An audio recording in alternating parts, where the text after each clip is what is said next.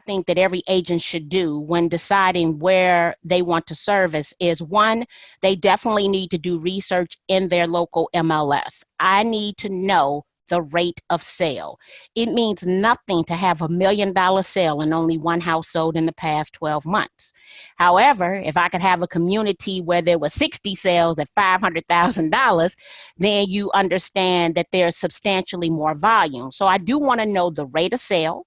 I do want to know the price points. And because I was born and raised in Chicago, I want to look at the barriers to entry into a community.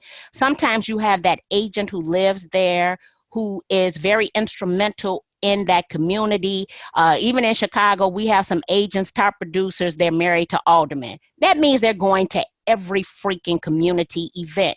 It is going to be very hard to penetrate those communities because you see them online, you see them offline, you see them volunteering. They understand what's coming down the pipeline in the community. So you have to definitely look at barriers to entry. Why is it that some people in some communities are unwilling to do business?